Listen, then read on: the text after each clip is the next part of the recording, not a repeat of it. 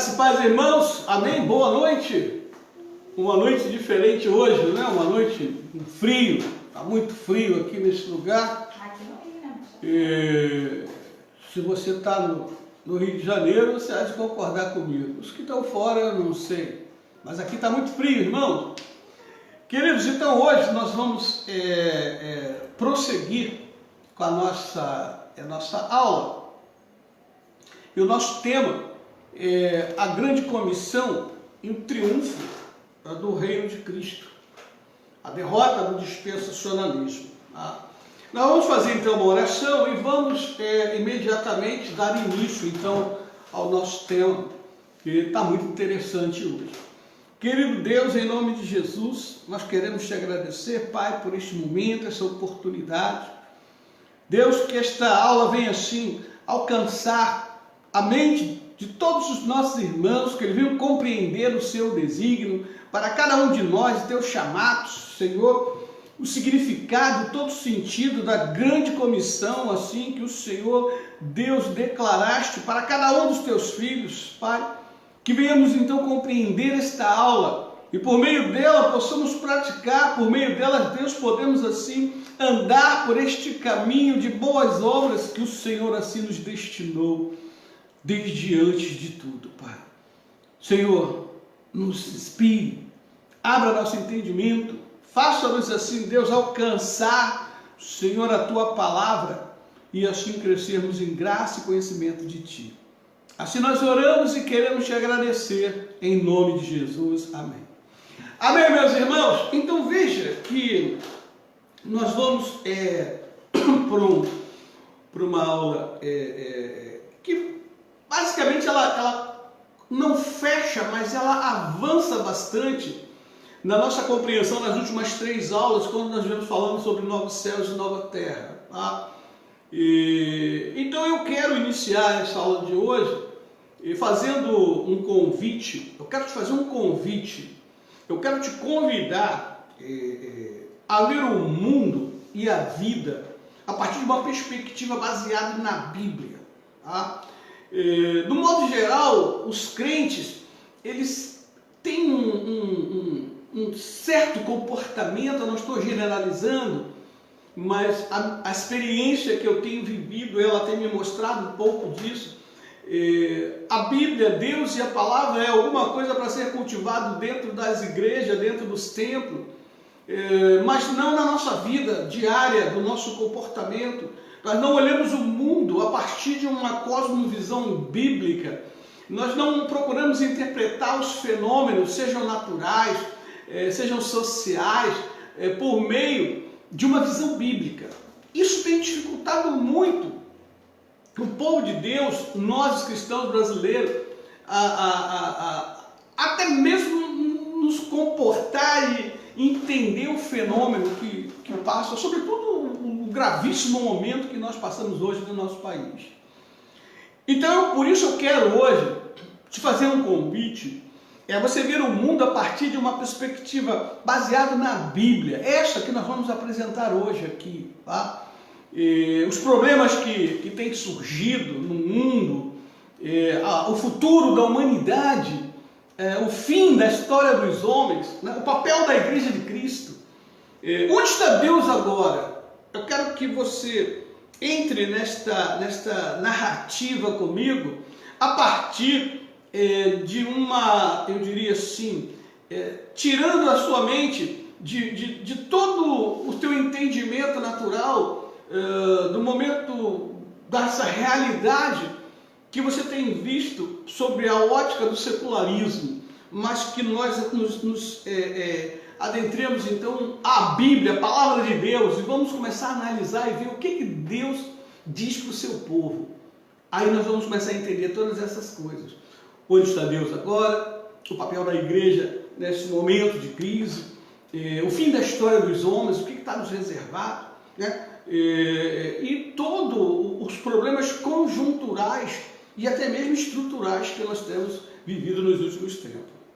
Então veja que nós vamos começar então a partir de uma rápida visão do propósito de Deus na criação.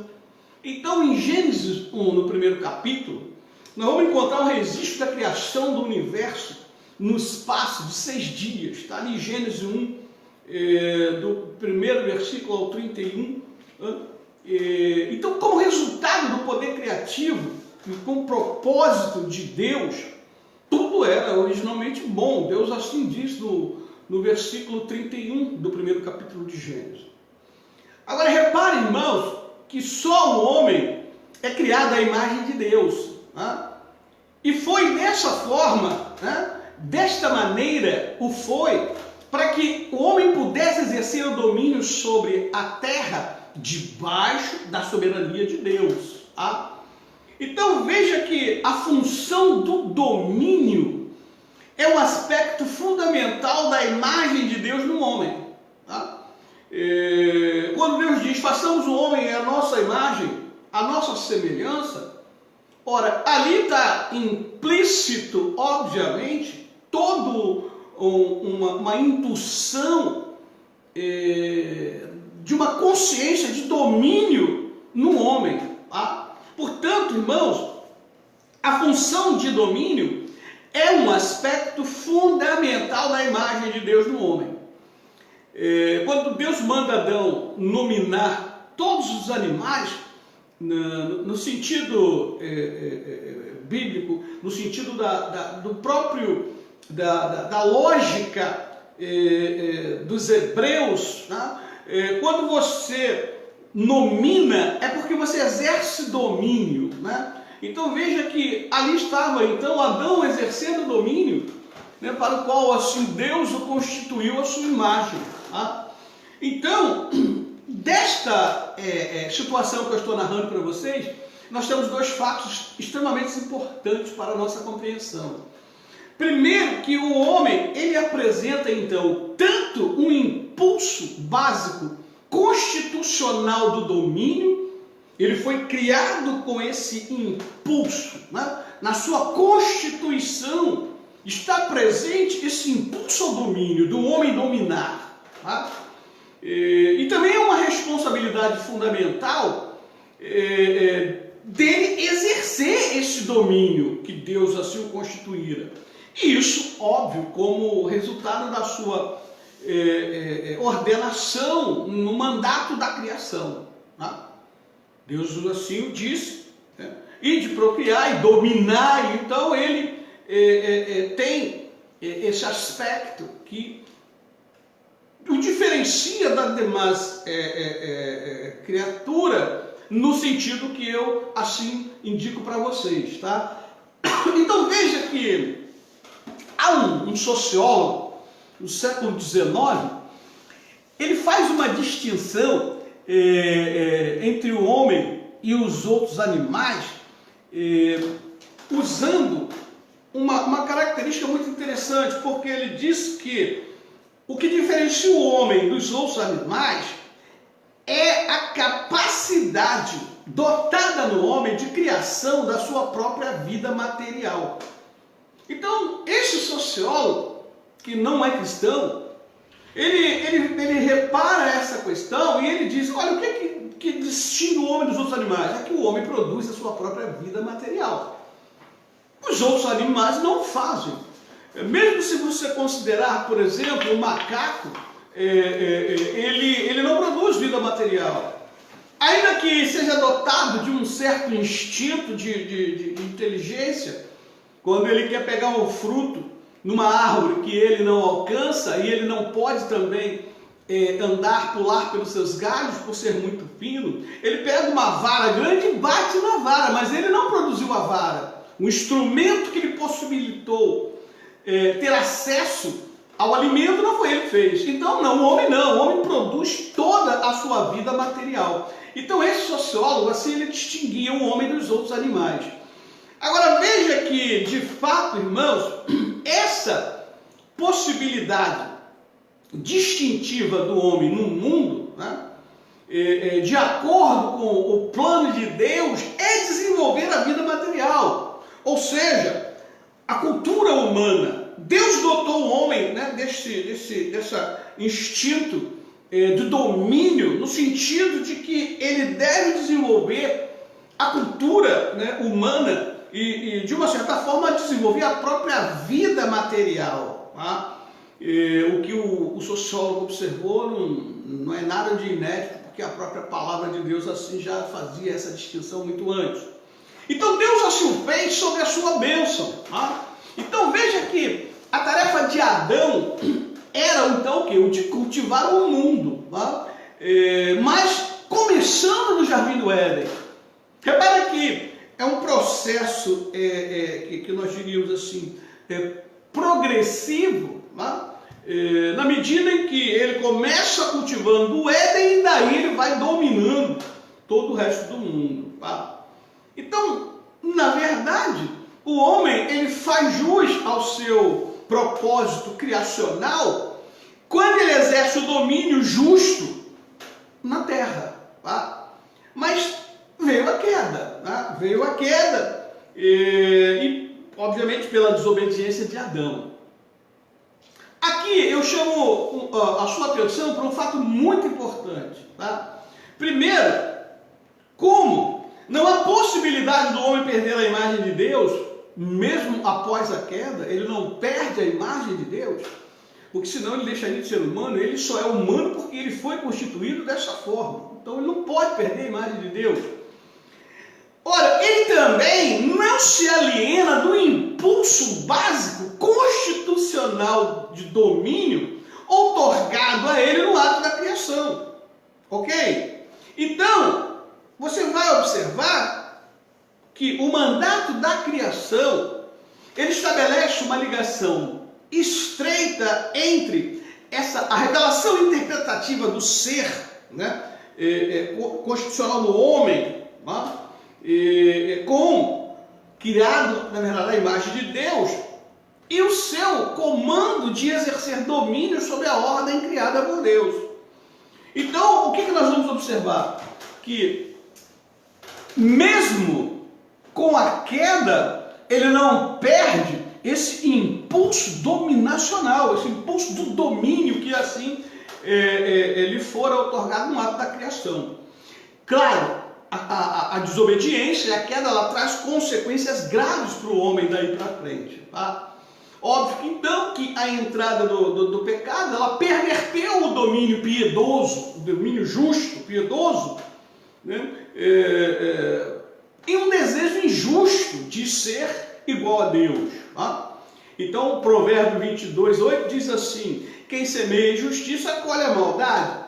O castigo da sua arrogância será completo. Tá? Então vemos na Bíblia o homem agindo como uma criatura dominial ou dominical sobre a terra, desenvolvendo uma cultura, né, mesmo após a queda. Tá? Mas agora, obviamente, conduzido por um domínio impiedoso. Romanos 1,18 diz: portanto, a ira de Deus é revelada dos céus contra toda a impiedade e injustiça dos homens, que suprimem a verdade pela injustiça. Tá? Então repara que o homem, ele conduzido agora por esse domínio impiedoso, ele se entrega a uma vasta cultura sobre a terra. Gênesis 4, nos versículos 20 e 22, nós lemos: e Ada deu à luz a Jabal. Este foi o pai dos que habitam em tendas e tem gado. E o nome do seu irmão era Jubal. Este foi o pai de todos os que tocam harpa e órgão. E Zilá também deu à luz a Tubal-Caim, mestre de toda obra de cobre e ferro. E a irmã de Tubal-Caim foi Noema. Então, repara aqui que nós temos uma cultura vasta do homem. Né? A criação de gado, a criação de música, elaboração de ferramentas, tenda. O homem, na verdade, ele continua fazendo uso desse domínio que Deus assim o outorgara na criação. Tá? Mas, irmãos, a corrupção do homem, ela enchia a terra de violência. E aí você vai ver em Gênesis 6, 11 e 12, A terra, porém, estava corrompida diante da face de Deus, e encheu-se a terra de violência. E viu Deus a terra, e eis que estava corrompida, porque toda a carne havia corrompido seu caminho sobre a terra. Então, o que nós observamos a partir daqui? Que Deus, assim, ele encerra o mandato da criação outorgado a Adão, mas ele o renova por meio de uma aliança com Noé e seus filhos. Gênesis 9, no primeiro versículo, nós vamos ler, e abençoou Deus a Noé e a seus filhos, e disse-lhes: frutificai, multiplicai-vos e enchei a terra. Então, a Bíblia, ela nos diz que esse mandato da criação renovada em Noé, ele vai durar até Moisés, né? Até a nova, obviamente, a nova aliança. Tá? Então, Isaías vai declarar, né, mais tarde, que a terra está contaminada pelos seus próprios habitantes. Afinal, a humanidade desobedeceu às leis, violou os decretos, quebrou a aliança eterna. Isaías 24:5. Ezequiel, ele também profetiza. Ele vai dizer em Ezequiel 7, 23, 27, que, olha, faz uma cadeia, porque a terra está cheia de crimes de sangue, e a cidade está cheia de violência. E farei vir os piores dentre os gentios, e possuirão as suas casas. E farei cessar a arrogância dos fortes, e os seus lugares santos serão profanados. Vem a destruição. Eles buscarão a paz, mas não há nenhuma.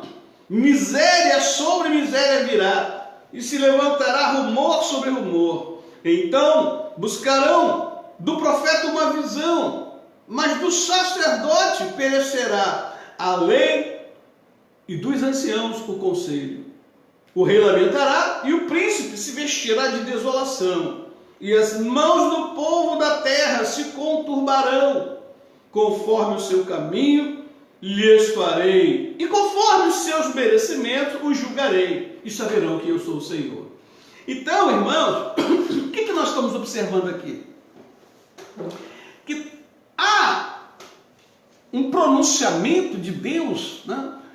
Obviamente, de que esse tempo também está chegando ao fim, né? A renovação desse mandato, ela já está chegando a um fim.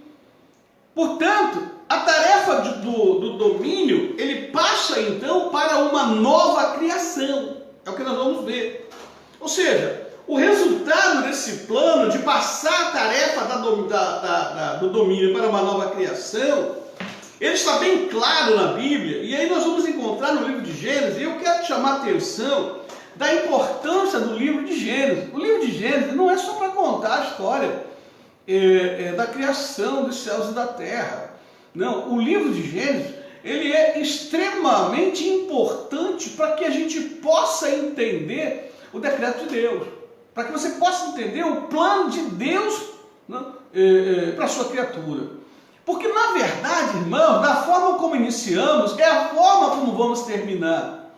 Então, há uma profecia, há um relato profético em Gênesis que é extremamente importante e rico, para que a gente possa entender toda a história dos homens assim decretada por Deus. Tá? Então, agora nós vamos observar que o domínio agora passado para uma nova criação, ele também é declarado em Gênesis. O que nós observamos lá em Gênesis? Que a semente da mulher esmagará a semente da serpente. Os herdeiros espirituais do segundo Adão, né, cumprirão agora progressivamente a tarefa, né, que fora designada então ao primeiro Adão.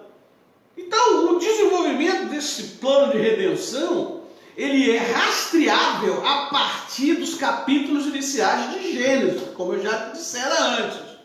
Então, nós vemos aqui em Gênesis que imediatamente após a queda de Adão, Deus, por sua pura graça, infinita misericórdia, ele estabeleceu uma aliança com o homem. Então, Gênesis 3,15, nós vamos ver assim: E porém inimizade entre ti e a mulher, e entre a tua semente e a sua semente. Esta te ferirá a cabeça e tu lhe ferirás o calcanhar. Gênesis 3,15. Então o que nós temos aqui? Ora, nós temos aqui a primeira promessa do Evangelho, o proto-evangelho. Então, o Evangelho da graça salvadora de Deus, ele começa exatamente nesse ponto da história. Então, irmãos, ao exercer a graça e não o aniquilamento, Deus demonstra seus propósitos na criação, de modo que nem o pecado e Satanás poderiam modificar. Então, a sua intenção criacional em trazer o mundo à existência era parte da manifestação de sua própria glória. Quem pode impedir? Então, Apocalipse 4,11 diz assim, olha, digno és, Senhor, de receber glória e honra e poder, porque tu criaste todas as coisas e por tua vontade são e foram criadas. Maravilha, não? Então, todos os homens, eles vivem diante de Deus no mundo material. Todos os seres humanos, todos os homens neste mundo material, eles vivem diante de Deus. Ok? Ou seja, um mundo material que Deus criou para a sua própria glória. E também é o que nós chamamos do lugar da habitação do homem. Então, Deus criou o mundo para a sua própria glória. Romanos 11:36. Porque dele, por ele e para ele são todas as coisas. Glória, pois, a ele eternamente. Amém. Tudo foi criado por ele e para ele. Colossenses 1:16, na parte B. Então, repara, irmão, que o amor de Deus por sua criação, ele também é narrado pelo salmista. Salmo 24, primeiro versículo. Do Senhor é a terra e a sua plenitude, o mundo e aqueles que nele habitam. Então, o fato do Senhor, o fato de Deus, o Criador, ele não ter aniquilado imediatamente a sua criação após a queda do homem, mostra o tamanho do seu amor por essa criação.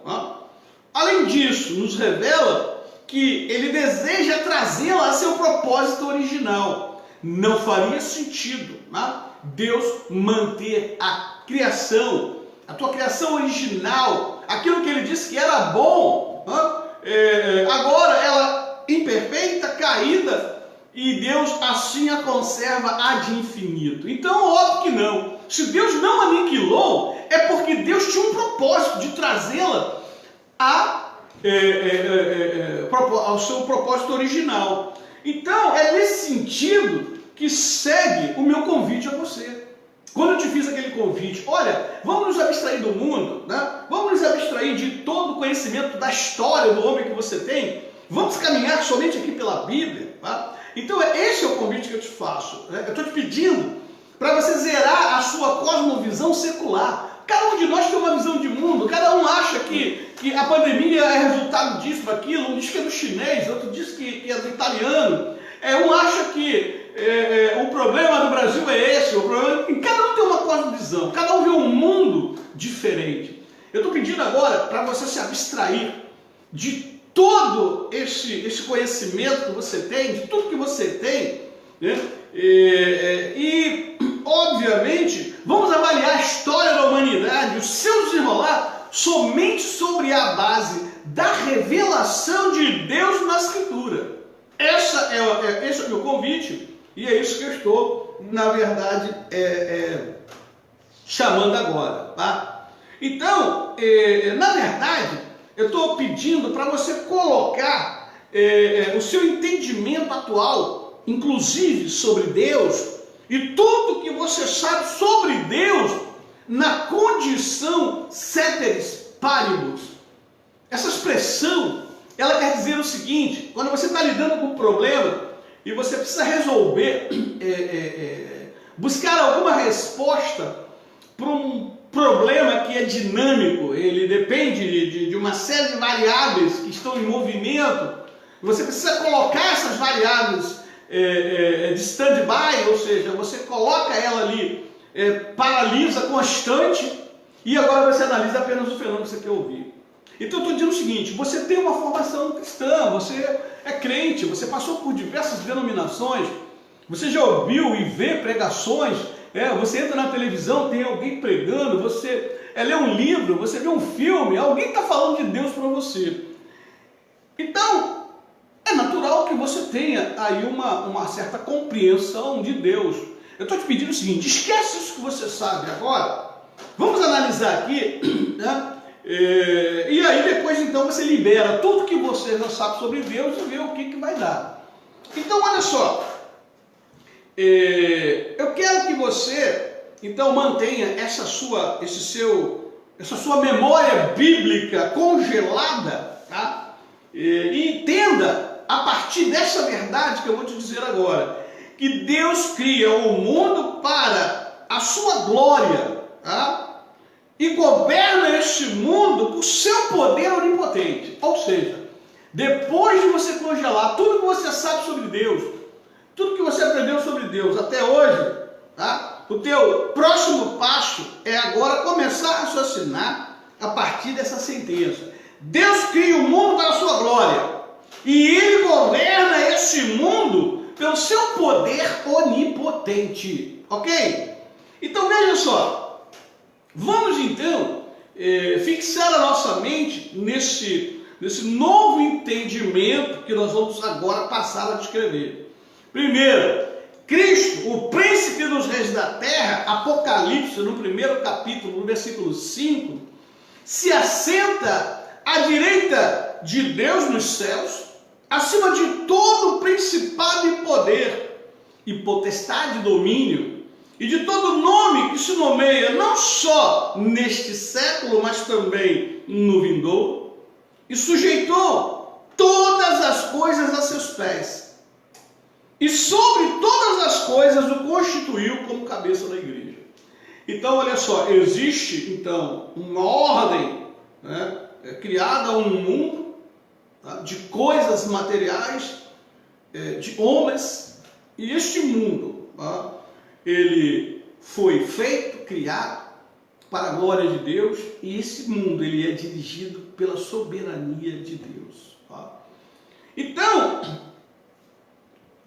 se eu quero dizer isto para você, eu estou dizendo que você deve confiar, tá? Nesse Cristo, nesse príncipe, nesse rei da terra, porque ele é alguém digno de nossa confiança, esperança, conforme a Escritura se narra. Né? Ele nos amou primeiro, mesmo sem merecer, ele nos amou. Tá? Então, ele quer e está nos restaurando a condição original que fomos criados no Éden. Tá? É o nosso ponto de partida. Então, eu quero te chamar a atenção para Gênesis, no capítulo 2, no verso 2, veja quantas vezes citamos aqui Gênesis. Tá? Então, Gênesis, no capítulo 2, no versículo 2, a palavra grega usada para terminar, referente ao término de sua obra, é suntetelezen, tá? Suntetelezen, que é baseada na palavra da raiz teléu. Tá? Portanto, quando Deus diz que estava terminada a obra dele no sexto dia, era como se Deus estivesse declarando: está consumado. Percebeu? Então veja só. Quando Deus começou o processo de criação, ele chega então no sexto dia. E aí você vai ver em Gênesis 2, versículo 2, que diz assim: está terminado. No original, no grego, esta palavra, esse termo, ele é suntetelezen. Suntetelezen é baseado na palavra de raiz teléu. Então o que eu quero dizer é que quando Deus diz terminado, terminado é como se ele tivesse dito assim, está consumado. Ok, o que está consumado? A criação do mundo, do homem, de todas as coisas. Ok? Da mesma forma, irmãos, preste atenção, quando Cristo conclui a obra redentora, lá na cruz do Calvário, ele declara, tetelestai, ou seja, está consumado. Então, que coisa maravilhosa nós estamos vendo aqui. Da mesma maneira que Deus terminou a sua obra, toda a criação, ele diz, está consumado. Agora nós vemos Jesus fazendo uma outra obra na cruz. E quando ela é sacramentada, ele diz, está consumado. João 19:30. Então, irmãos, essa declaração no grego que Jesus usou, está consumado, é baseado também na palavra de raiz teléu, a mesma raiz encontrada na declaração em Gênesis 2:2. O que tem a ver isso? O que significa isso? O que significa, irmãos, é que Cristo confirma que a constituição ou a criação, a nova criatura, a nova criação, por meio da sua obra vicária, está consumada. Maravilha, irmão. Conseguiu entender? Isso é muito importante. A obra redentora de Cristo, ela dá origem, então, a uma nova criação.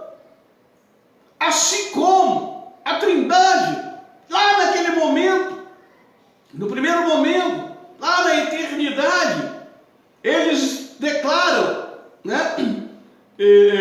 que ele começa então a obra criadora, e no sexto dia, agora ele diz que está consumado, fez ali uma criação. Agora Jesus também declara, depois desta criação caída, impiedosa, na cruz do Calvário, Jesus refaz, ele faz uma nova criação, e isso ele dá a mesma sentença, está consumado. Então, o que nós estamos observando aqui é que ambos os mandatos, ambos os mandatos criacionais reivindicam a mesma fonte de autoridade. Ou seja, o mandato da criação lá no Éden foi dado diretamente por Deus, que tinha acabado de instaurar toda a ordem criada, ok? Da mesma maneira, o mandato da nova criação, ela é para ser realizada em nome do Pai, do Filho e do Espírito Santo. Repara que quando Jesus, então, ele sacramenta toda a sua obra, e quando ele, então, decreta a grande comissão, ele diz para ir em nome do Pai, do Filho e do Espírito Santo. O Deus Trino, lá de Gênesis, está aqui presente também. Então, de modo que a obra redentora de Cristo dá origem a uma nova criação, mas como fonte do mesmo poder que criou o homem no Éden.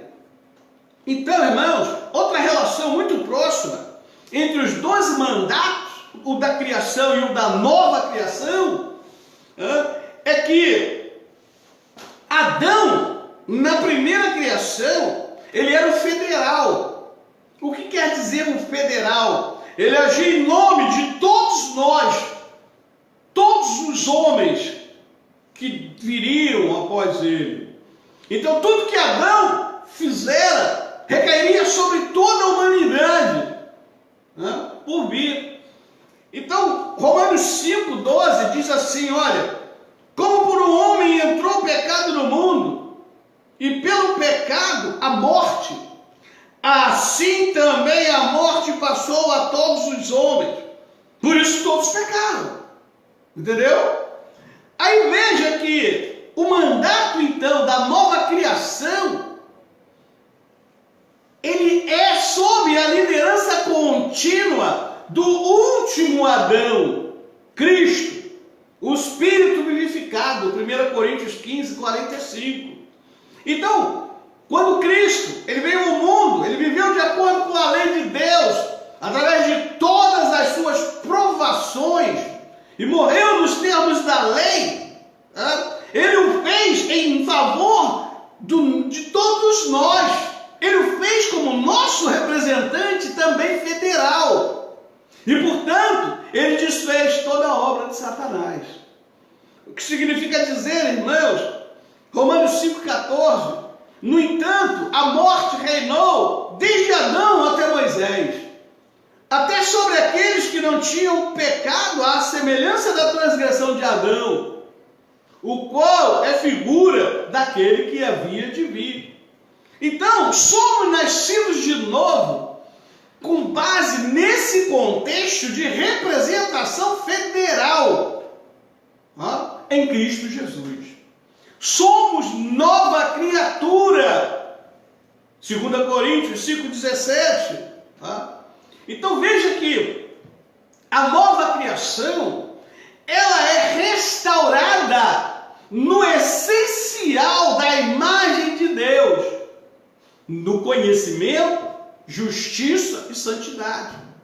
Efésios 4, versículo 24 diz: e vos revistais do novo homem, que segundo Deus é criado em verdadeira justiça e santidade.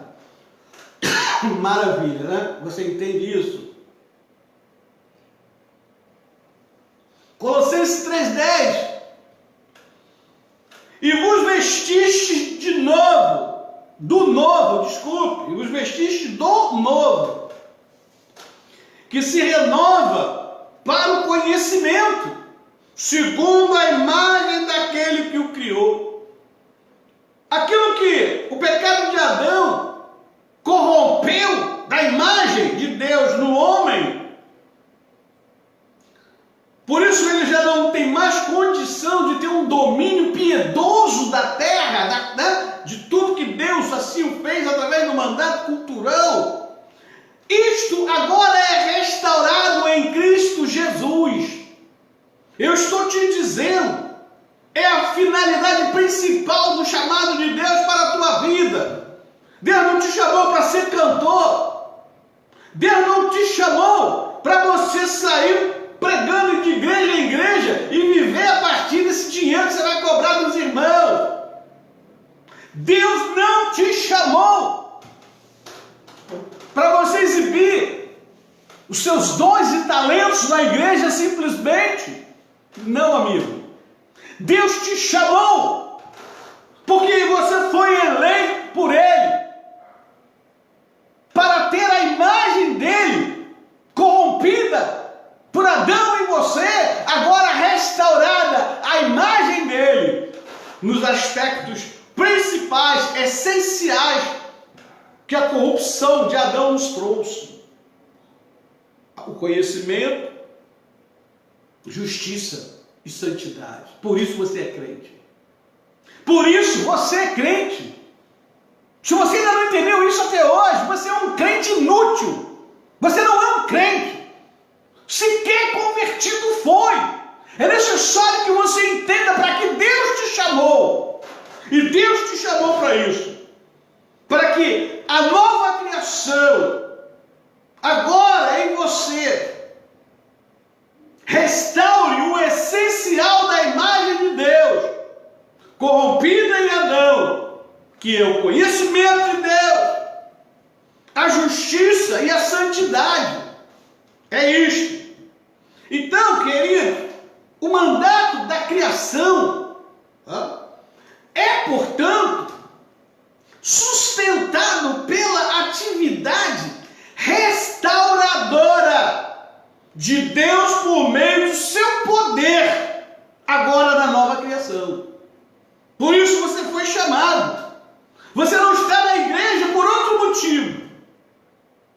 Você não faz parte de uma assembleia de santos por outro motivo. É para que você obtenha a restauração do aspecto essencial da imagem de Deus que estava corrompida em você. É por isso. E isto só é possível por meio do Evangelho. Só é possível por meio da palavra de Deus. Sem conhecimento da palavra de Deus, sem conhecimento do Evangelho do Reino, você permanece o mesmo. Você está na igreja, você lê Bíblia, você prega, você canta, você até diz que ensina, mas você não é um convertido e muito menos um discípulo de Cristo. É preciso que você tenha consciência disto. Então, querido, tanto a criação e a nova criação, a criação lá do Éden, a criação adâmica e a nova criação em Cristo Jesus, elas foram projetadas para subjugar a terra, para a glória de Deus. Ok?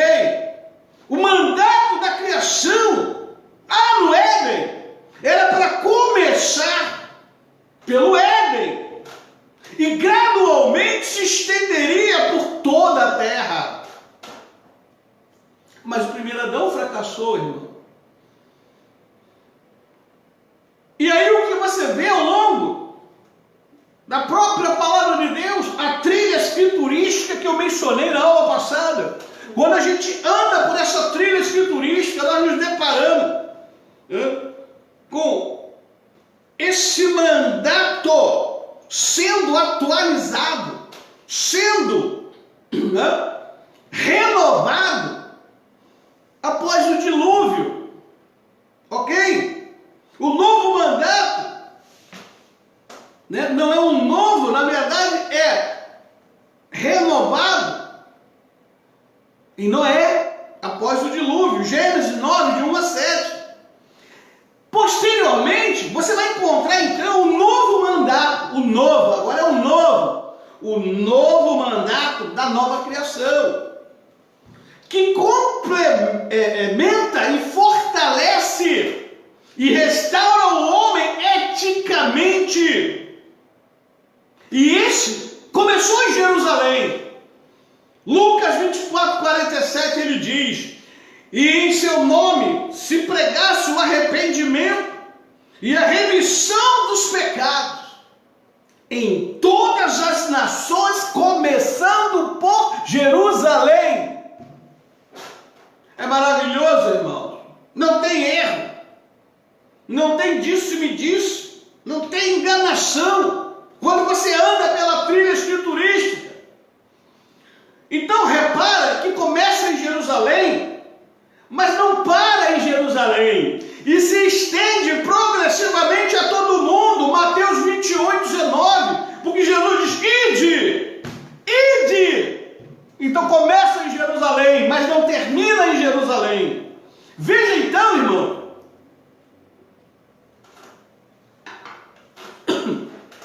o mandato da criação foi originalmente dado a Adão e Eva, nós vimos isso.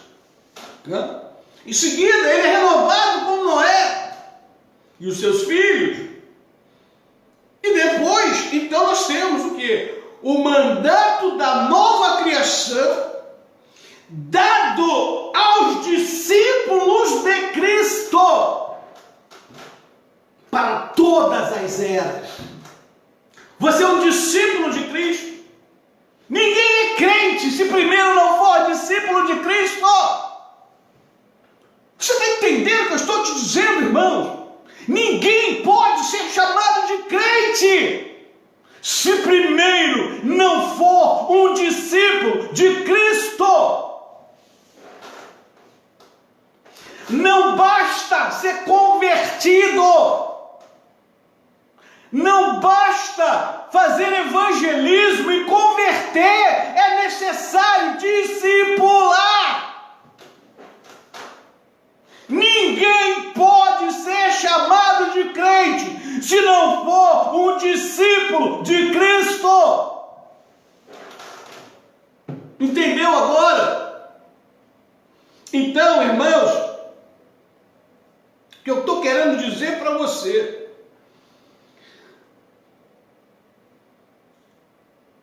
mandato da nova criação, dado sim aos discípulos de Cristo, ele diz: e os 11 discípulos partiram para a Galileia, para o monte que Jesus lhes tinha designado. E quando o viram, o adoraram, mas alguns duvidaram.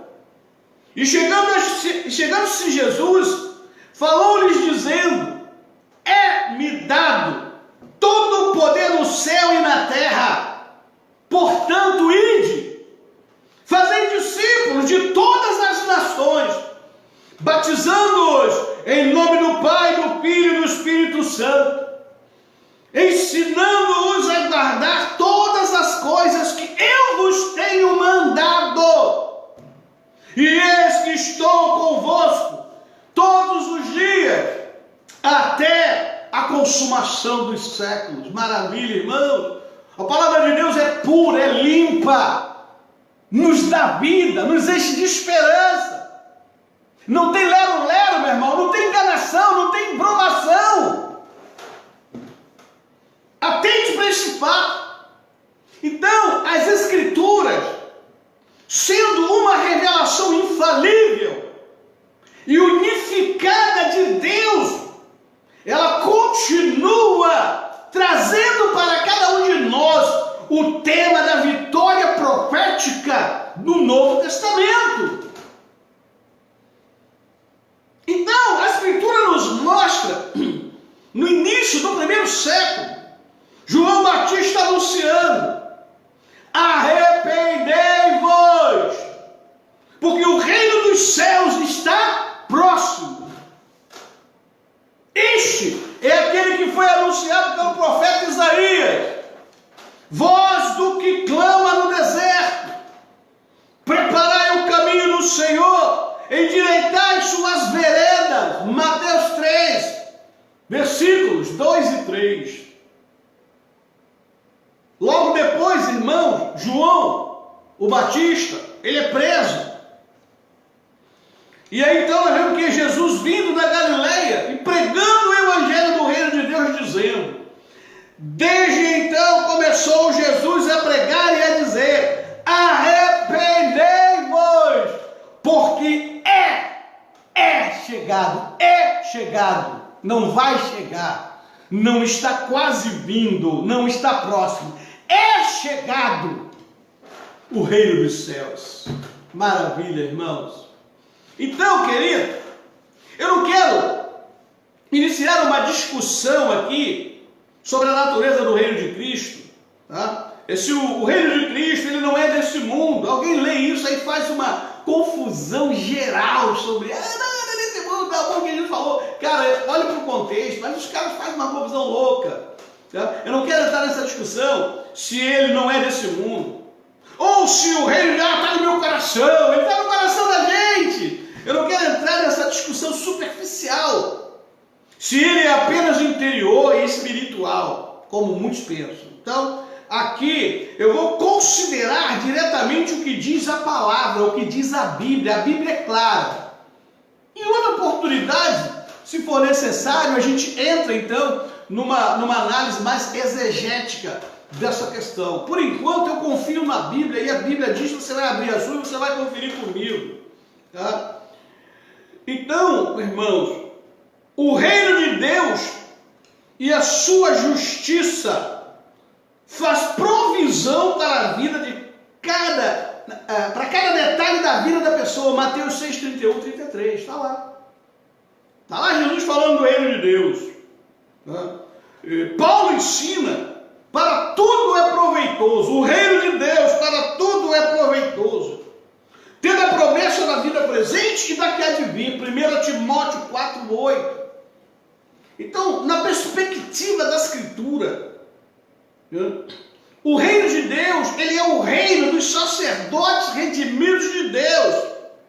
A igreja, 1 Pedro 2,9. E no presente, ele reina sobre a terra. Ele está reinando hoje sobre a terra. Apocalipse 5,9. Ok? Então, confiamos, por meio da Bíblia, por meio da Escritura, que os reinos do mundo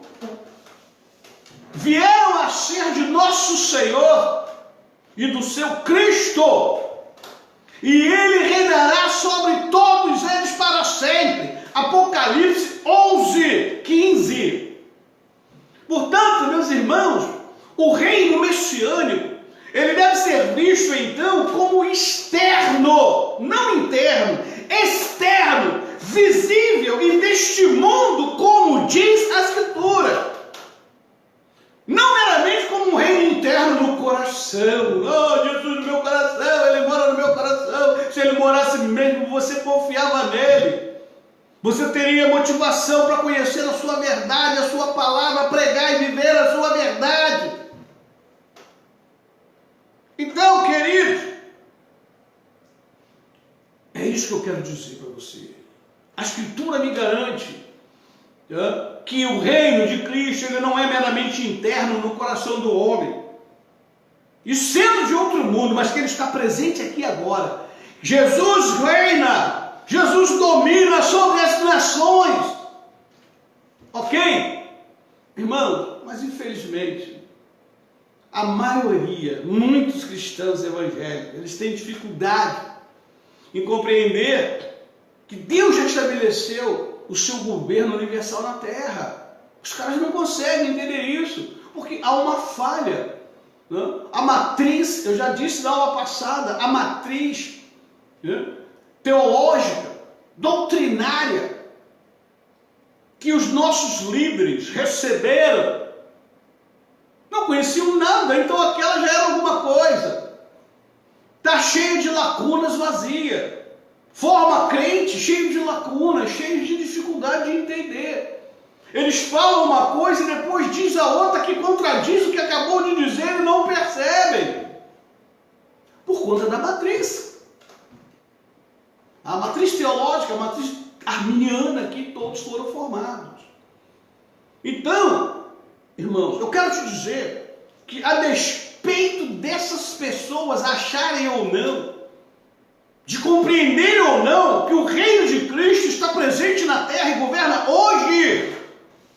O Antigo Testamento, lá no Antigo Testamento, os profetas previam o tempo de adoração universal de Deus. Tempo esse que chegou.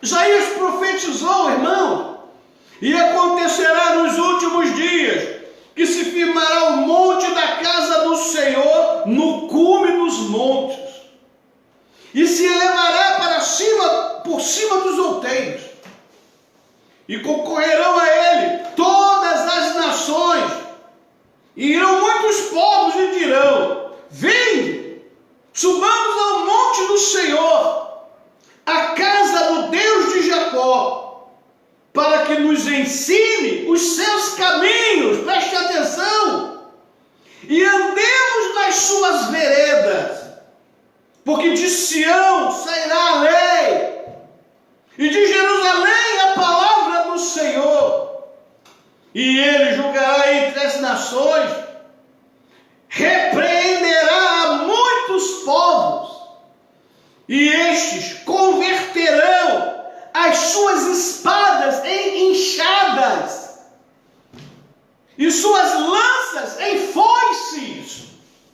Uma nação não levantará espada contra outra nação, nem aprenderão mais a guerrear. Você entendeu o que eu acabei de ler? Que maravilha! Esta mesma profecia de Isaías é repetida por Miqueias. Miqueias 4, os 3 primeiros versículos. Mas nos últimos dias, repare o termo, os dois dizem: nos últimos dias acontecerá que o monte da casa do Senhor será estabelecido no cume dos montes, e se elevará sobre os outeiros, e a ele afluirão os povos. E irão muitas nações e dirão: vinde e subamos ao monte do Senhor, e à casa do Deus de Jacó, para que nos ensine os seus caminhos, e andemos pelas suas veredas, porque de Sião sairá a lei, e de Jerusalém a palavra do Senhor, e julgará entre muitos povos, e castigará nações poderosas e longínquas, e converterão as suas espadas em paz, e suas lanças em foice. Uma nação não levantará espada contra outra nação, nem aprenderão mais a guerra. Isso é maravilha, irmãos. Então veja, a expressão nos últimos dias, você sabe o que significa? De acordo com o Novo Testamento, os últimos dias começaram com a primeira vinda de Cristo. Atos 2, versículo 16 e 17. Mas isto é o que foi dito pelo profeta Joel. Isto que está acontecendo aqui agora. Olha o relato de Lucas. Isto que está acontecendo aqui e agora. E nos últimos dias acontecerá, diz Deus, que no meu espírito derramarei sobre toda a carne, e os vossos filhos e as vossas filhas profetizarão, os vossos jovens terão visões, e os velhos sonharão os sonhos. O Lucas está dizendo que todo o Pentecoste, que tudo aquilo que eles estavam vendo, que estava acontecendo ali, é o que antes Joel dissera que aconteceria nos últimos dias. Então, os últimos dias estavam ali agora. Já começaram no primeiro século para todos nós. É difícil entender isso, irmão. Não pode ser. Então, repara que o escritor de Hebreus, ele não nos deixa dúvida quanto aos últimos dias. Ele fala em Hebreus 1, versículo 1. Havendo Deus antigamente falado muitas vezes e de muitas maneiras aos pais pelos profetas, a nós falou-nos nestes últimos dias pelo Filho. Então, irmãos, o Novo Testamento declara que os últimos dias aconteceram, tiveram seu início no primeiro século, na primeira vinda de Cristo. O que significa que as profecias que lemos, de Ezequiel, de Isaías, a profecia de Miqueias, a profecia agora de Joel, já se cumpriram, porque os últimos dias chegaram no primeiro século. Não é difícil entender isso, irmão? Não é. Então, repara, irmãos, o mesmo diz Tiago.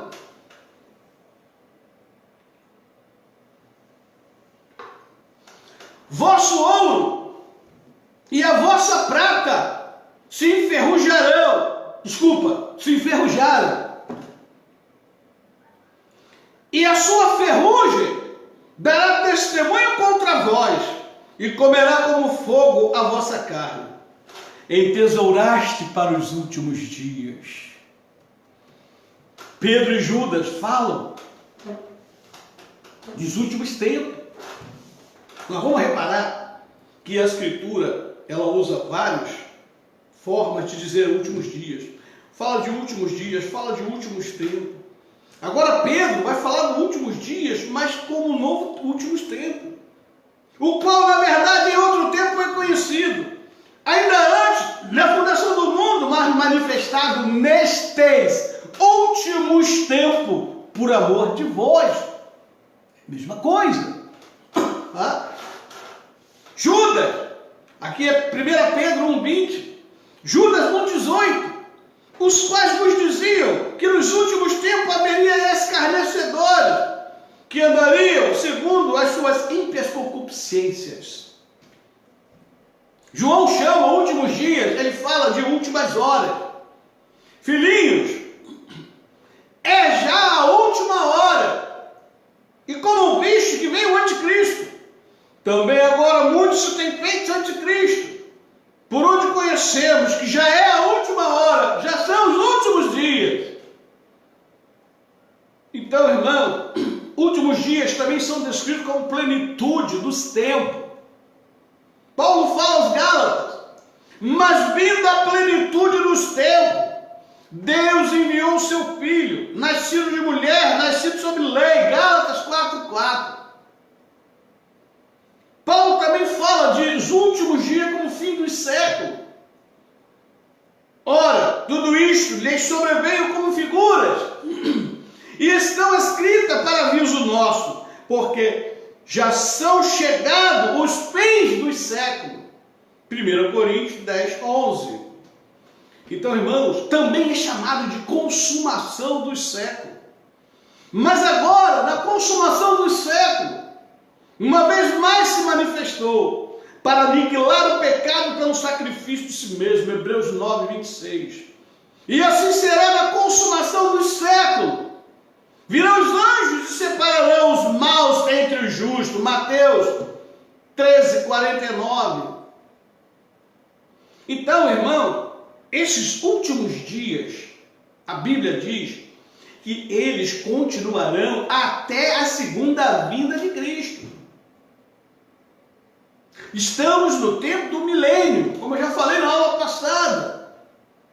Então, 1 Coríntios 15:24, depois virá o fim, quando tiver entregado o reino de Deus ao Pai, e quando houver aniquilado todo o império e toda potestade e força, será o fim.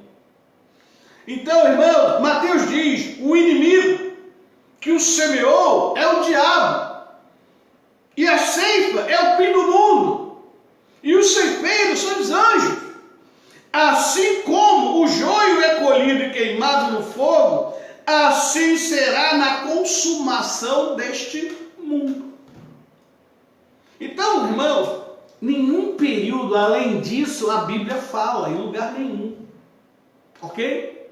Então nós já vivemos os últimos dias, nós já vivemos o fim do século, nós já estamos no milênio.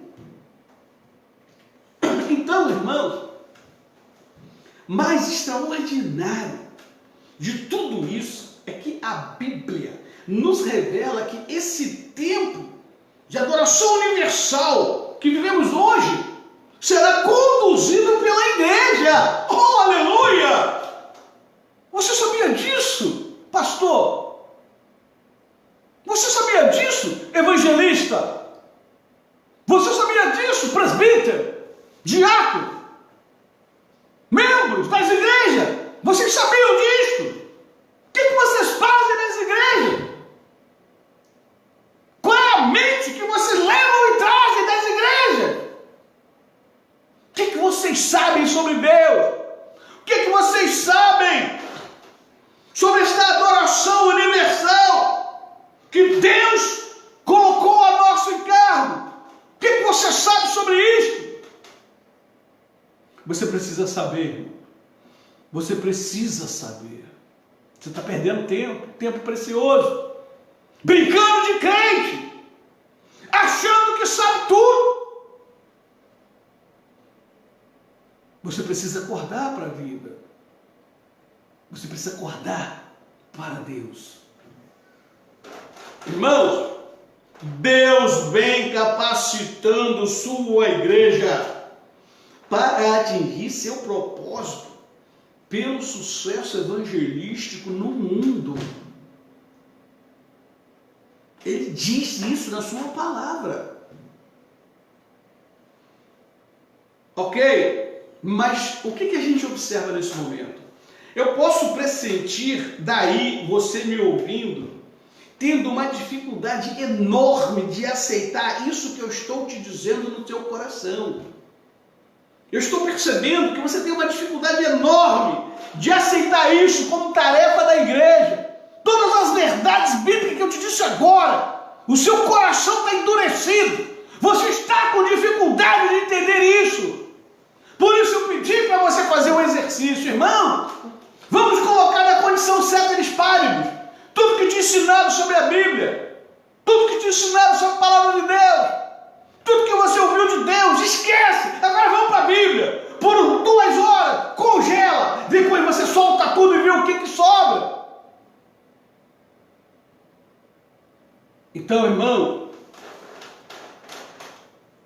você tem dúvidas que a igreja é o reino de Deus, que a igreja é o reino de Cristo, você ainda duvida que a igreja é o reino de Deus sobre a terra?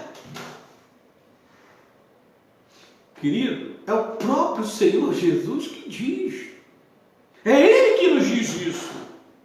Veja, querido, como Ele mudou facilmente o termo igreja para reino quando Ele estava admoestando Pedro. Mateus 16, 18, 19. Pois também eu te digo que tu és Pedro, e sobre esta pedra edificarei a minha igreja. Igreja! E as portas do inferno não prevalecerão contra ela. Agora repare a continuação. E eu te darei as chaves do reino dos céus. E tudo que ligares na terra será ligado nos céus. E tudo que desligares na terra será desligado nos céus, irmão. Oh, aleluia. Olha a Escritura, irmão. Leia a Escritura.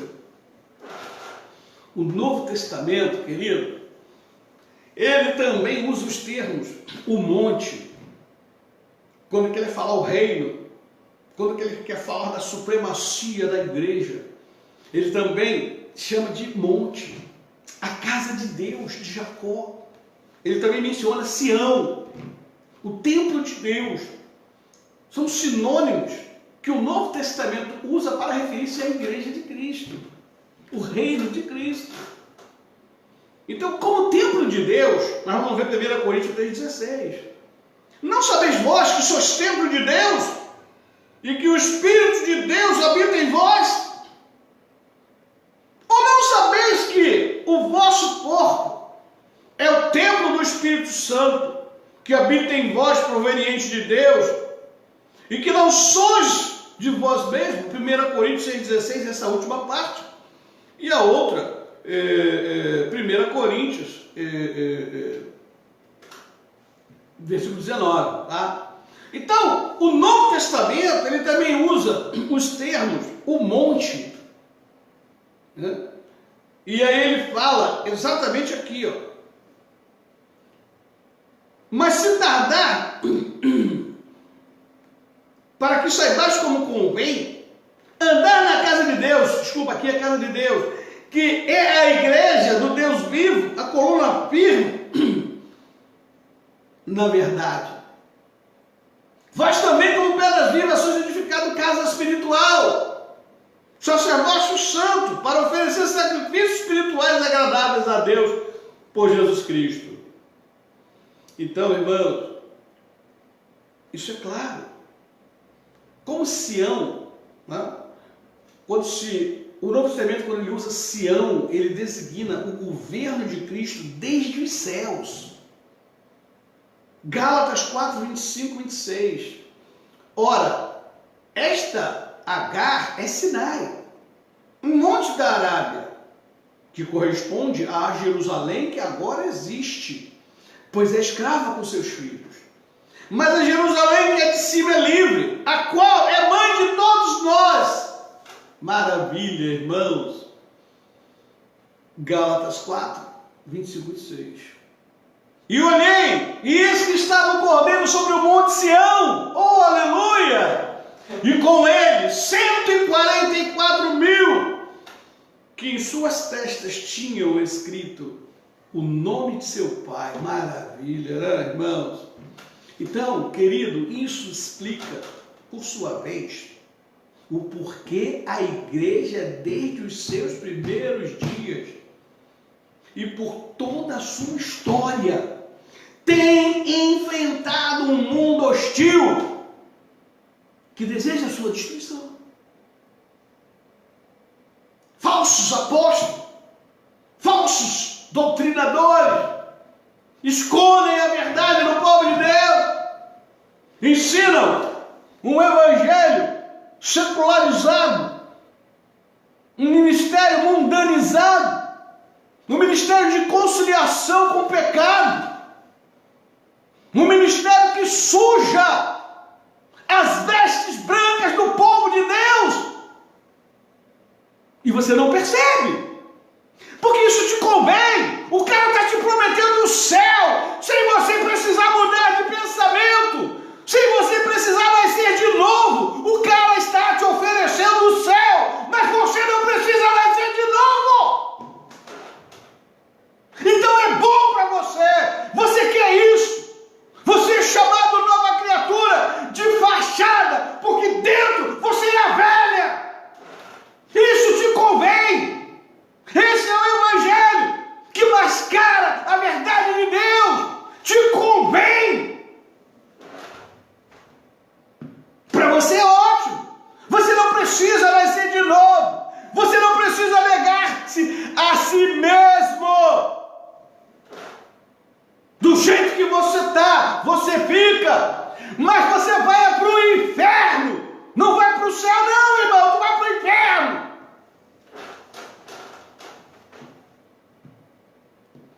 Mas, irmãos, mesmo toda esta perseguição, mesmo toda esta tentativa de frear o andamento da igreja, do crescimento do reino de Cristo, desde o Antigo Testamento, o triunfo da igreja é predito.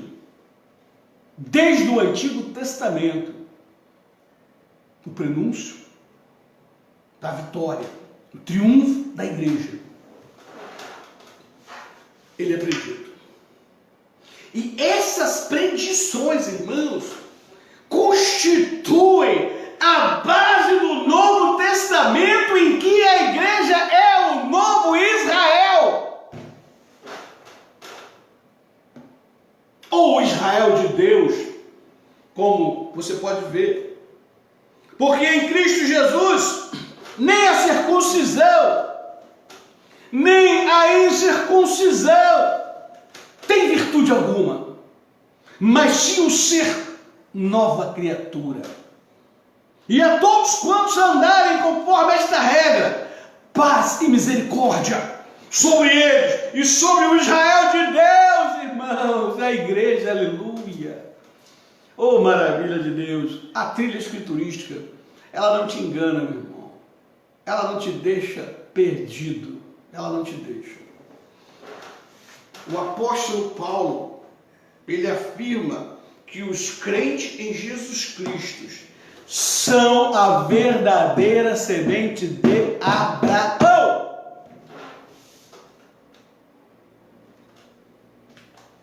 Gálatas 3,16, versículo 17. Ora, as promessas foram feitas a Abraão e a sua descendência.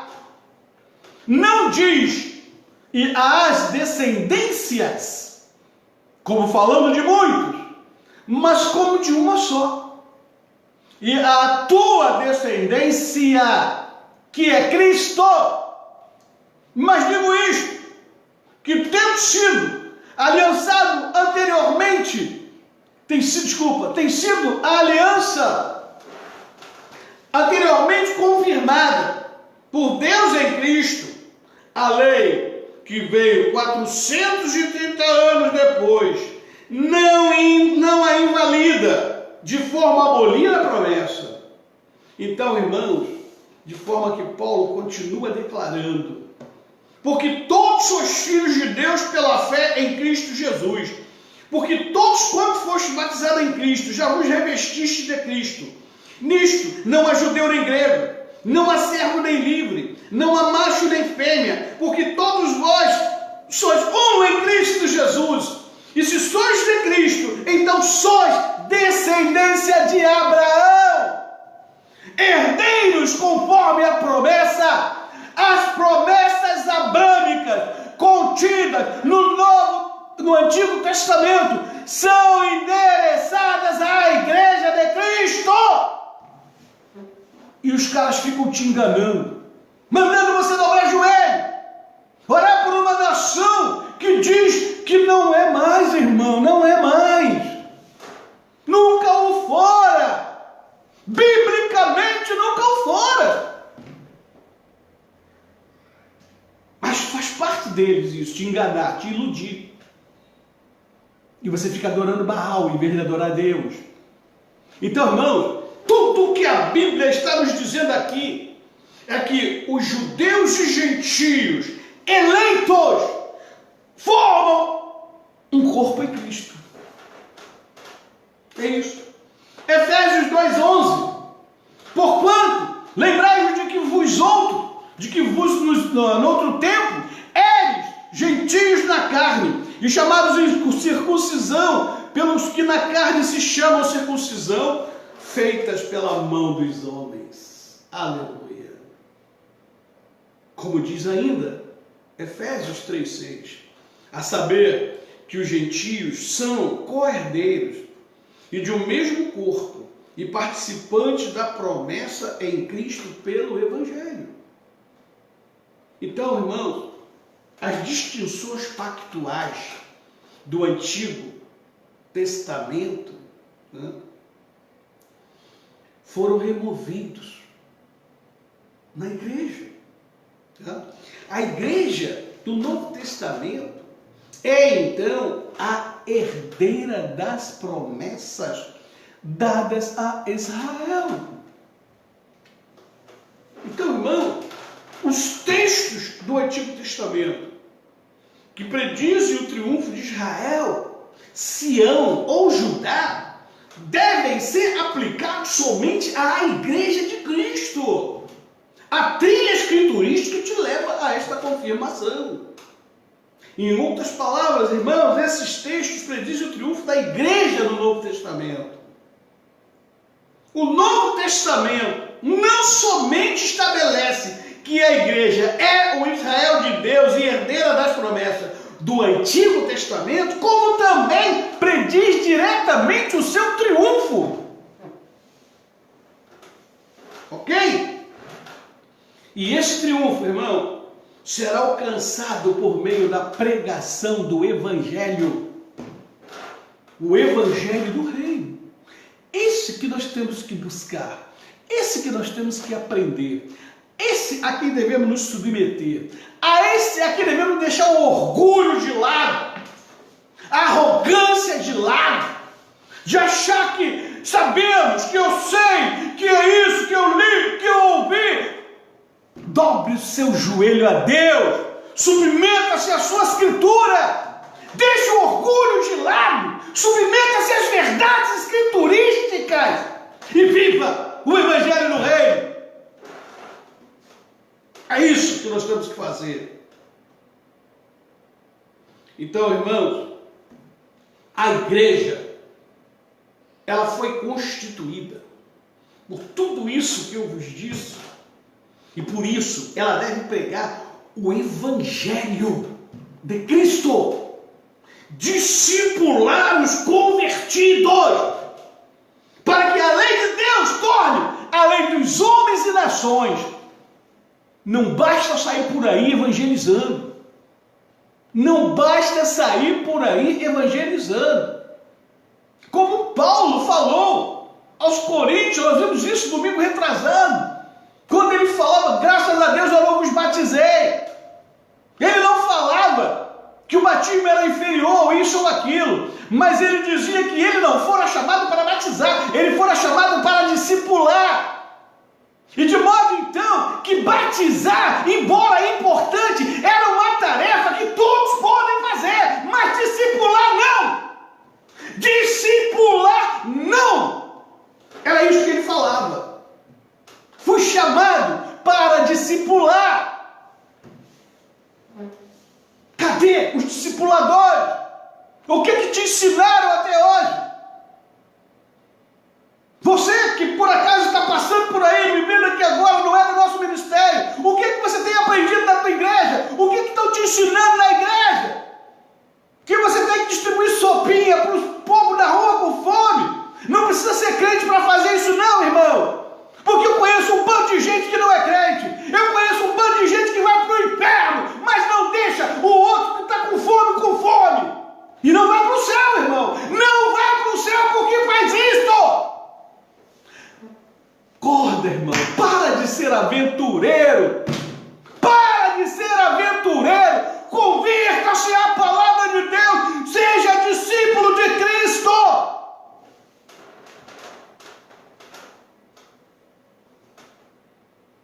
Querido,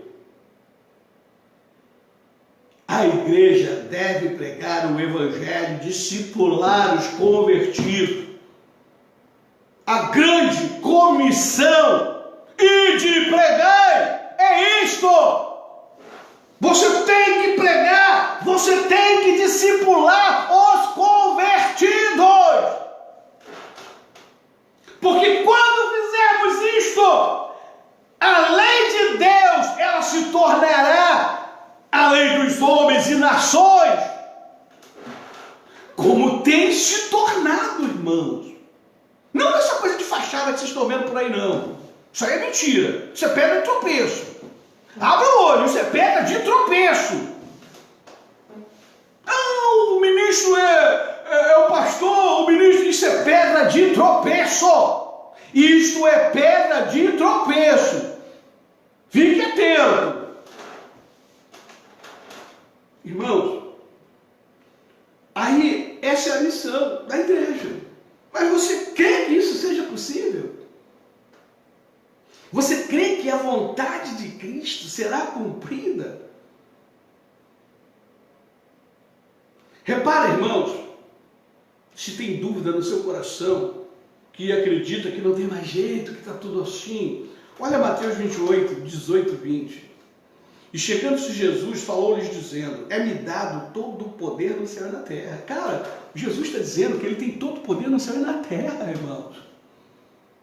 Portanto, ide, fazei discípulos de todas as nações, batizando-os em nome do Pai, do Filho e do Espírito Santo, ensinando-os a guardar todas as coisas que eu vos tenho mandado. E eis que estou convosco todos os dias até a consumação do século. Amém. Ou você acredita nisso, ou você não é crente, irmão. Tu não acredita nisso, tu não é crente, tu não acredita no Deus. Tu diz que tem um Deus e não acredita no teu Deus. Tu diz que é servo e não acredita no teu Senhor, cara. Não tem lógica isso, meu irmão. Quem está dizendo é Cristo. Foi-me dado todo o poder no céu e na terra. Ou você acredita nisso, ou tu é um farsante. Tu é um lobo no meio das ovelhas aqui. Então, irmãos, escuta o que eu estou te dizendo. É preciso vivermos a verdade. Ok? Então veja só. Nós temos uma situação muito clara para caminharmos nela. Cristo tem toda a autoridade nos céus e na terra. A igreja sai em nome desse poder e autoridade. Quem pode deter-nos nesta tarefa? Quem, irmão? Se isso não faz sentido para você, vai para o aquecimento. Daqui a pouco tem Mengão ganhando do Fluminense. Vai para o aquecimento. Vai para o aquecimento. Isso não faz sentido para você, o que adianta você estar aí? Entendeu? Então, irmãos, quem pode deter-nos? Além disso, irmãos, Cristo promete especificamente à igreja sua presença até o fim dos séculos. Para quê? Para que ela possa estar segura de que pode cumprir a missão que ele lhe dera. É isso, filho, é isso. Eu passei 2 anos da minha vida chorando, manhã, tarde e noite. Senhor, o que queres de mim? Senhor, por que isso, por que aquilo, como é isso, como é aquilo? Ó povo de cerviz dura, ou isso, ou aquilo, falando, chorando, chorando, chorando. Agora eu sei, porque Jesus me colocou nessa situação. Agora eu sei, e eu confio nele. Eu confio nele. Irmãos, essa coisa é tão lógica, ela é tão poderosa, que você vai ver o salmista falando sobre o Pai. Pede-me, e eu te darei os gentios por herança e os fins da terra por tua possessão. Salmo 2:8. É notável ainda, irmãos, que o salmista, ele diz que Cristo pode conquistar seus inimigos e colocar todas as nações debaixo do seu governo. Salmo 110, versículo 1 e 2. Disse o Senhor a meu Senhor: assenta-te à minha direita, até que ponha os teus inimigos por os cabelos dos teus pés. O Senhor enviará o cetro da tua fortaleza desde Sião, dizendo: domina no meio dos teus inimigos. Aleluia! Você não acredita nisso, irmãos? Só tem um caminho para você. Só tem um caminho para você. Fala com Deus, Ele vai te dizer qual. Portanto, o Senhor disse: domina no meio dos teus inimigos. Nós estamos cercados por inimigo. Estamos cercados por inimigo. Mas Deus disse: domina no meio deles. Irmãos, a palavra de Deus tem que prevalecer. Ela vai dominar. Ela domina. Porque Deus assim o disse. Mas claro que isso, irmãos, que a igreja, Sião, dominará e reinará com Cristo sobre os seus inimigos. Você duvida disso? Você duvida da palavra? Irmão, pega a sua carteirinha de membro, pega a sua carteira de pastor, joga fora. Joga fora. Porque você é um inútil enquanto participante desse reino, dessa igreja universal. Ora, é desse modo, irmão, que o Novo Testamento nos fala. É assim que o Novo Testamento nos fala do cumprimento das promessas do Antigo Testamento sobre a conversão das nações. É pela grande comissão dada à igreja para sair do poder de Jesus Cristo e pregar o Evangelho e discipular as nações, irmãos, na palavra de Deus. Não é conquistar os governos porque o amigo é presidente, o filho do amigo é filho do presidente, irmão. Irmão, não é dessa forma, irmão. É pela palavra, irmão. É pela palavra, irmão. É assim, irmão.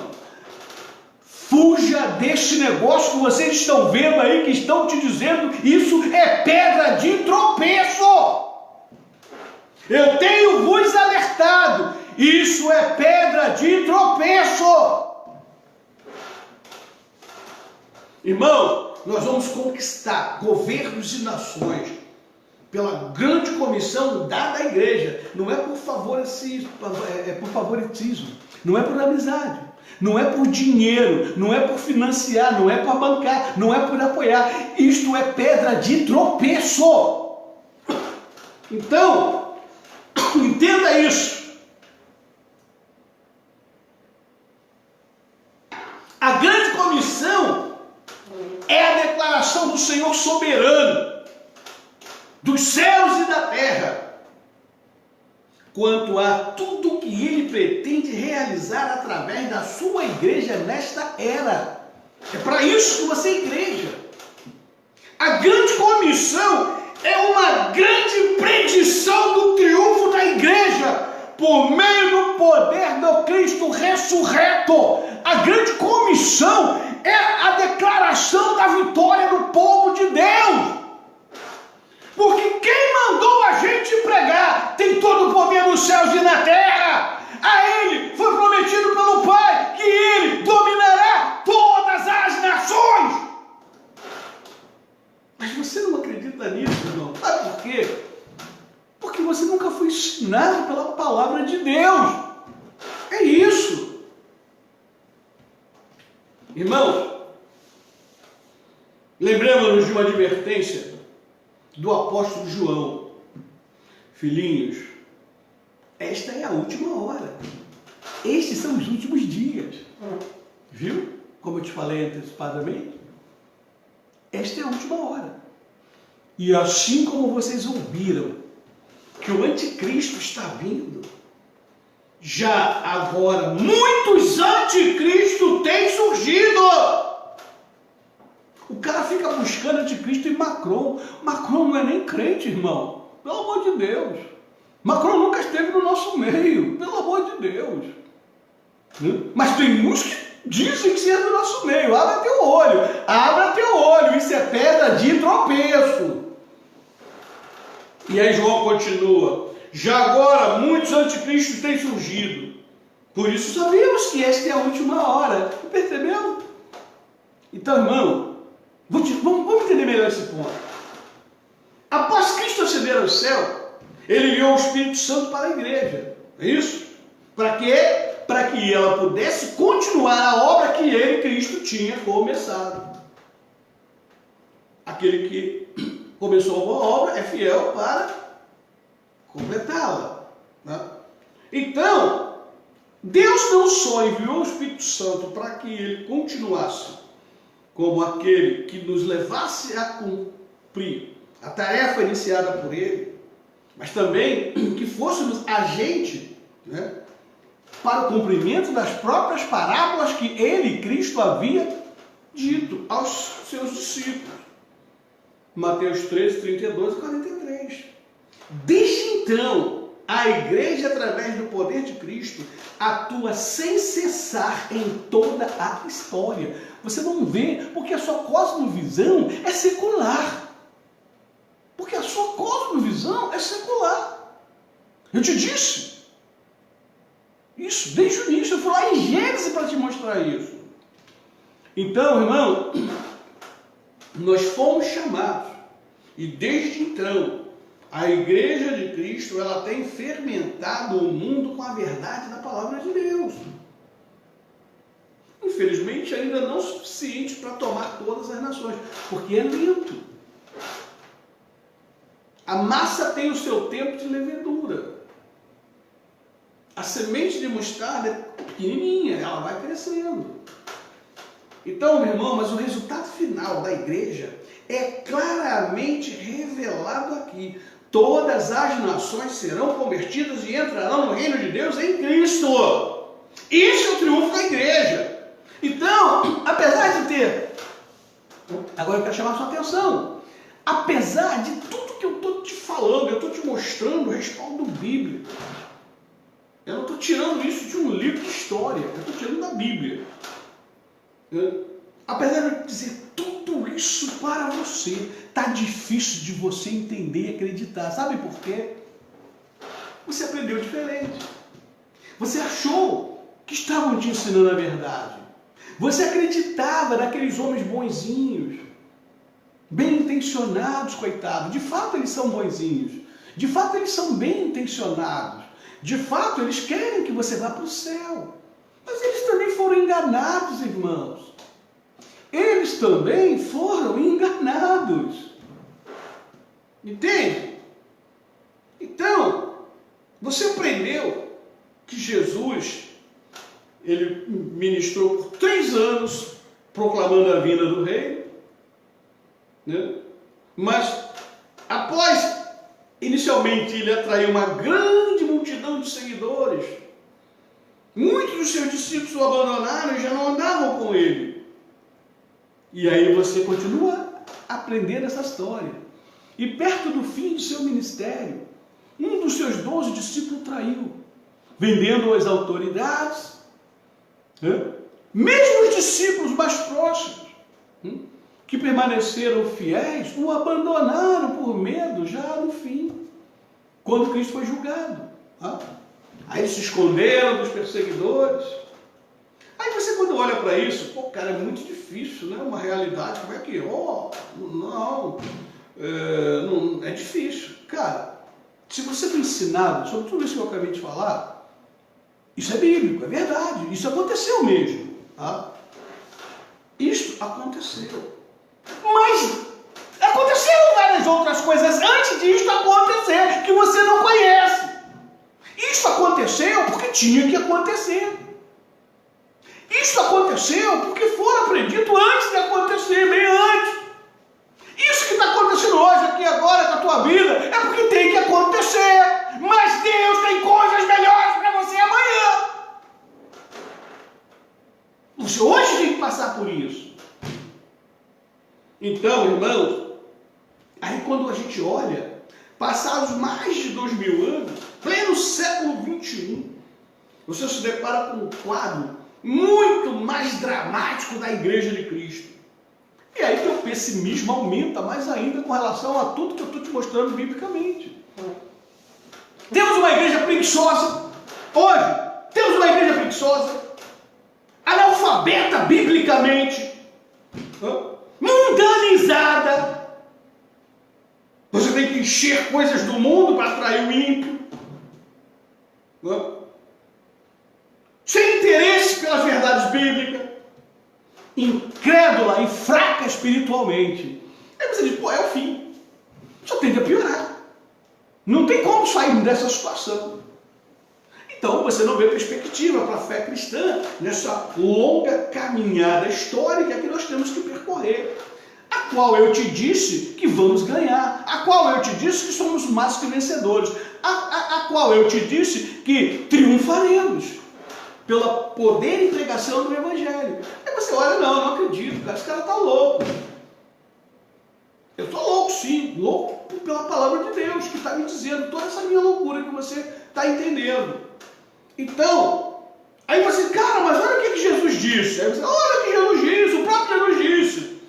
Contudo, quando vier o Filho do Homem, achará porventura fé na terra? Lucas 18:8. Então, irmão, tanto o mundo e a igreja, você vai dizer para mim, cara, tem ido de mal a pior.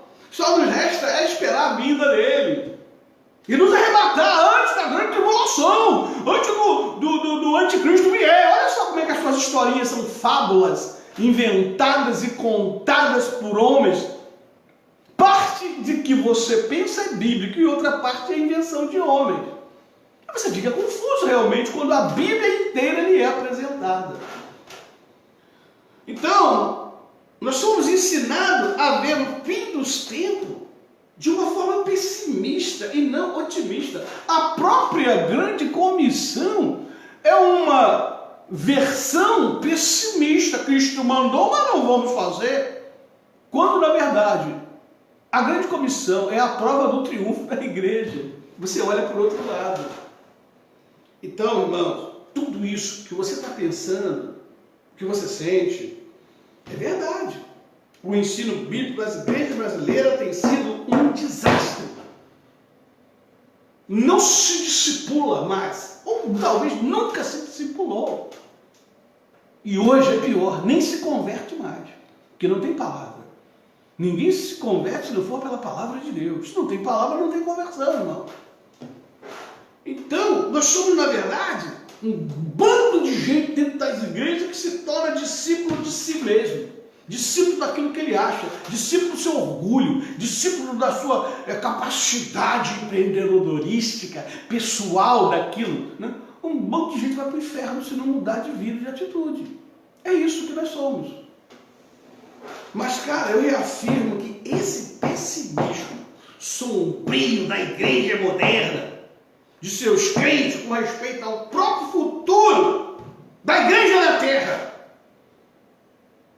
essa esperança pessimista do cristão evangélico no Brasil não tem fundamento bíblico. Não tem! Não tem fundamento bíblico, irmão. É isso que eu quero te chamar a atenção. E agora você precisa tomar uma decisão. Você quer aprender a Bíblia? Você quer conhecer o Evangelho? Você quer executar a grande comissão, o chamado seu, ir de pregar e ensinar? Você tem que tomar uma decisão. Ou você continua nessa falsa igreja, achando que você é crente, que você é bonzinho, que você é isso, que você é aquilo, mas na verdade é um clube social de pessoas que se dizem moralmente melhor, eticamente melhor, mas não é nada disso, é pior, é tudo filho do diabo, vai para o inferno. Você precisa tomar uma decisão. Ou você continua sendo levado pela mentira dos seus mestres espirituais, entre aspas, que nunca te ensinar sobre o propósito de Deus, sua igreja, consumação final.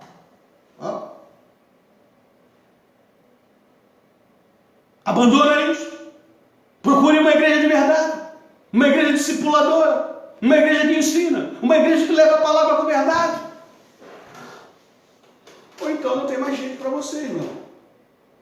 Porque repara, o próprio Cristo declarou de maneira muito clara: porquanto Deus enviou seu Filho ao mundo para que não julgasse o mundo, mas para que o mundo fosse salvo por ele. João 3,17. Então Jesus veio para salvar o mundo, irmão. Como é que ele não vai salvar o mundo? Ele é vencedor. Entendeu?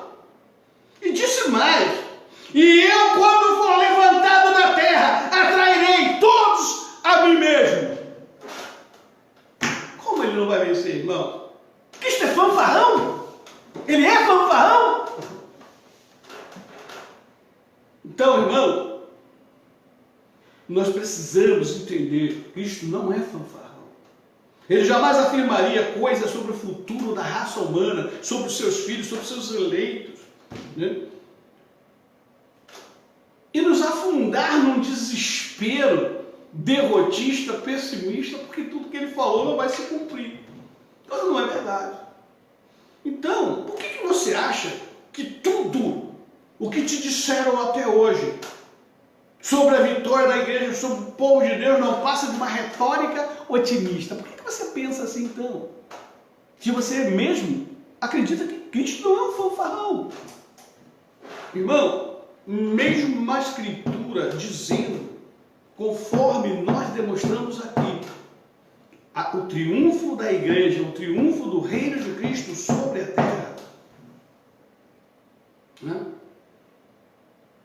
Mesmo a escritura te dizendo que há um destino terreno majestoso para a humanidade antes do retorno de Cristo, você continua duvidando, porque você precisa ser discipulado na verdade da palavra.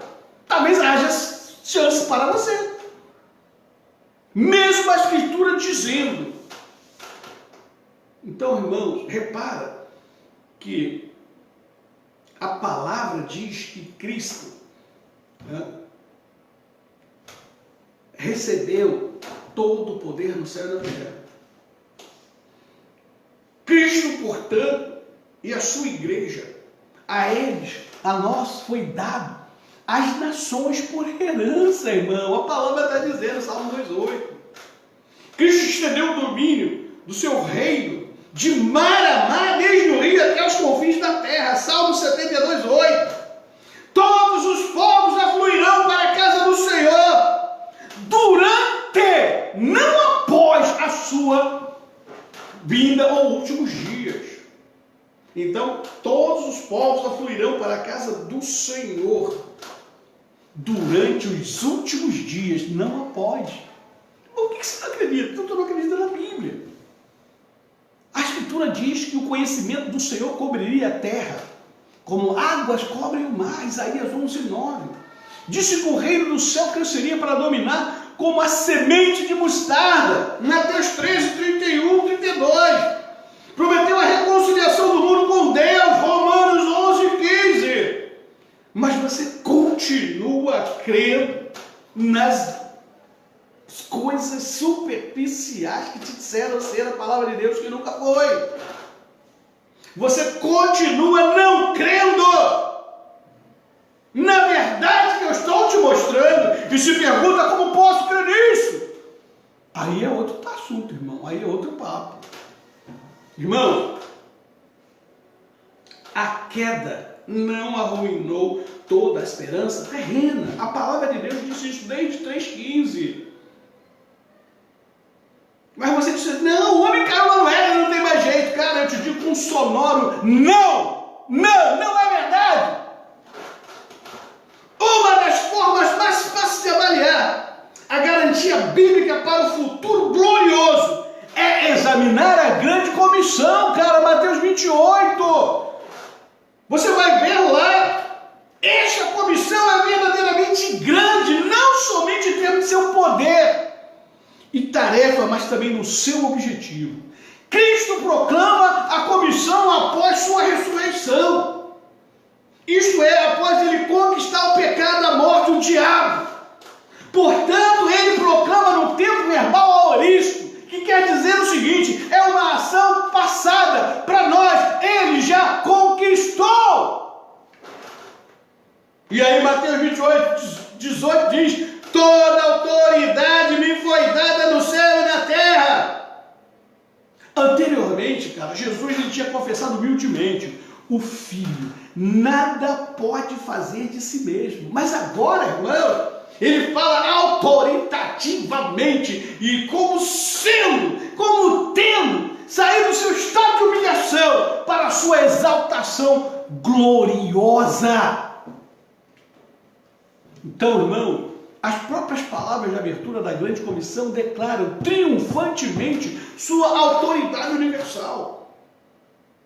Então, para aqueles poucos seguidores dele, lá Mateus 28, 18, Jesus ele anunciou de forma muito ousada: toda autoridade me foi dada no céu e na terra. E isso, irmão, a despeito do recente tratamento cruel, vergonhoso que tinha recebido, né, como resultado da sua morte ignóbil. Entende isso? A despeito do medo dos seus seguidores, os seus membros mais próximos que se afastaram do medo, a despeito do poder de Roma, da resistência de Israel, o contexto político e religioso, como eles ali realizavam suas tarefas. Cristo, ele fala verdadeiramente como o Rei dos Reis, Senhor dos Senhores. E ele ainda diz mais: toda autoridade no céu e na terra. E tu quer saber o que é mais extraordinário nessa declaração?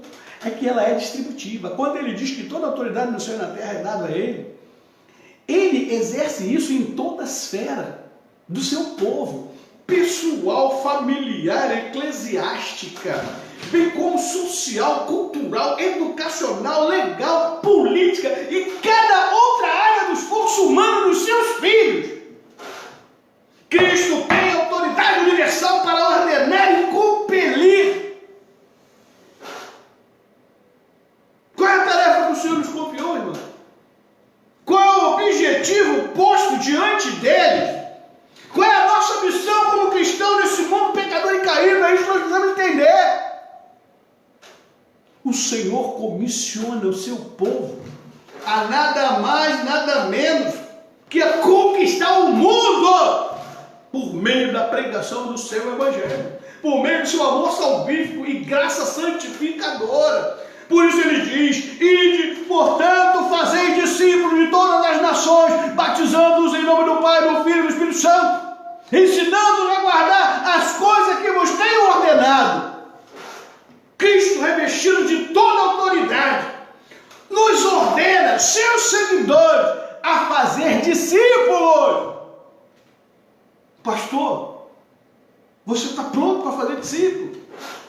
Evangelista, presbítero, diácono, vocês estão prontos, missionários, para fazer discípulo? Então comece a correr atrás, comece a se preparar, porque foi chamado para fazer discípulo. A conversão é apenas o primeiro ato. Falar de Jesus e alguém levantar a mão é o primeiro ato, é o primeiro passo. Mas o passo importantíssimo seguinte é torná-lo discípulo de Cristo.